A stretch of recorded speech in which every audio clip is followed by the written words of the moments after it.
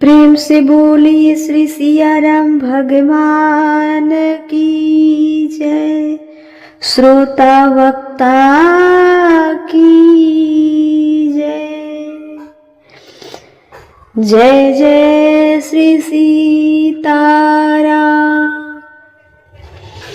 प्रिय भक्तों, आप सभी का स्वागत है हमारे YouTube चैनल में। आप सभी का जीवन आनंदमय हो, खुशियों से भरा रहे, इन्हीं शुभकामनाओं के साथ मैं कथा में आगे बढ़ूंगी। जैसा कि कल की कथा में आपने सुना कि नारद भगवान को बहुत अहंकार हो गया कि हम कामदेव को जीत लिए, और भगवान शंकर ने मना किया कि ये बात नारायण से मत कहना, परंतु नारद जी नहीं माने। तो आप इस कथा के माध्यम से मैं ये बताना चाहती हूँ कि भगवान है, वो हमारा अहंकार चूर करने में एक मिनट का समय नहीं देते हैं। इसलिए यदि आप सभी के पास ऐसा कोई चीज हो, गाड़ी हो, बंगला हो, जो कुछ हो, अहंकार करने योग्य हो, तो आप अहंकार कर सकते हैं। पर मेरे पास तो कुछ है ही नहीं, मैं अहंकार करूं तो किसका करूं। ठीक है, तो नारद जी को अहंकार हो गया कि मैं कामदेव को जीत ली। तो उस अहंकार को तोड़ने के लिए भगवान नारायण ने रास्ते में एक नगरी बसा दी, और उस नगरी में एक स्वयंवर होने लगा, और वे स्वयंवर में कोई और नहीं था, स्वयं भगवान और मैया सीता ही थी। ठीक है, तो इस प्रकार कल की कथा में आपने नारद विवाह और नारद अहंकार चूर की कथा सुना आपने। और इसके बाद भगवान जिसको जब चाहे जैसा बना सकते हैं, जिसको जब जैसा चाहे वैसा बना सकते हैं। अभी चाहे तो हमें ज्ञानी बना सकते हैं, अभी चाहे तो मूर्ख बना देंगे। मेरी एक जबान फिसल जाएगी, कुछ का कुछ मुंह से निकल जाएगा और लोग आलोचनाएं शुरू कर देंगे। ठीक है, तो इंद्र की उपमा कुत्तों से दिया जाता है। इंद्र की उपमा क्या चीज से दी जाती है? कुत्ते से। कुत्ते से दिया गया है। जैसे कुत्ता भागता है शेर को देखकर, जैसे कुत्ता भागता है शेर को देखकर हड्डियां ले जाए, उसी प्रकार इंद्र डर गए कि नारद जी मेरा सिंहासन न ले जाए, नारद जी मेरा सिंहासन न ले जाए।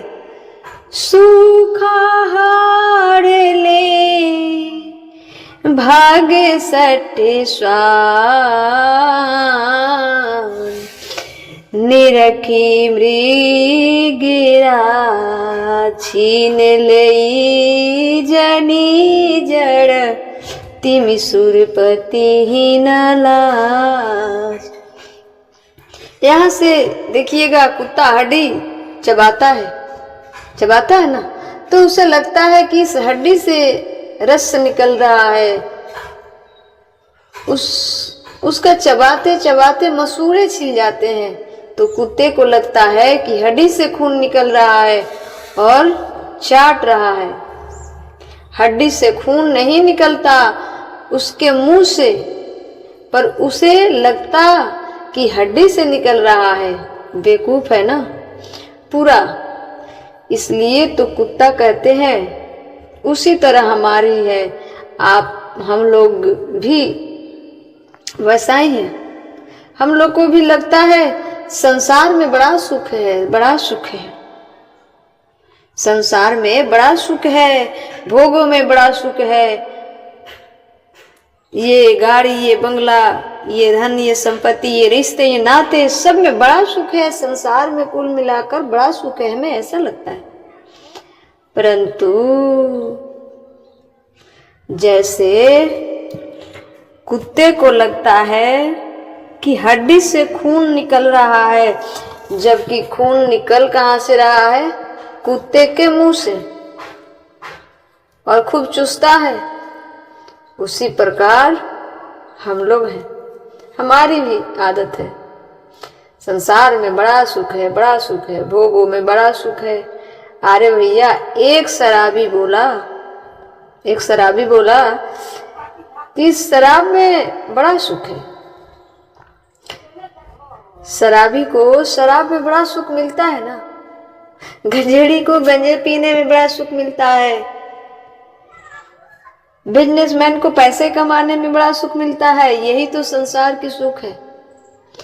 तो एक शराबी ने कहा कि शराब पीने में बड़ा सुख है, बड़ा सुख है। हमने कहा कि कब से पी रहे हो? बोले 40 वर्ष हो गए।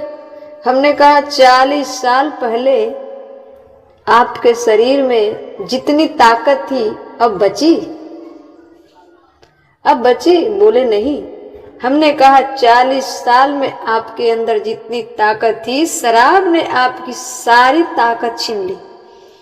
शराब ने आपकी सारी ताकत छीन ली। जैसे कुत्ते हड्डी को चबाते हैं तो खून निकलता है कुत्ते के मुख से, और वो समझ रहा है कि हम हड्डी चबा रहे हैं, हड्डी से खून निकल रही है। उसी प्रकार शराबी शराब पीता है तो समझता है कि शराब में बड़ा सुख है, आनंद है, लेकिन ये नहीं समझता कि शराब उसको पी रहा है, व्यक्ति को, आदमी को शराब पी रहा है। जैसे संसार में हम जानते हैं कि पति में, पत्नी में, भोगों में, आदि में बड़ा सुख है, परंतु वो हमसे सुख ले रहा है, हमारा शोषण वो कर रहा है, हम नहीं उसका शोषण कर रहे हैं। तो उसी प्रकार शराबी से पूछे 40 वर्ष में आपकी जितने ताकत थी सब छीन ली कि नहीं? और शराब में जितनी ताकत 40 साल पहले थी उतनी ही आज भी है।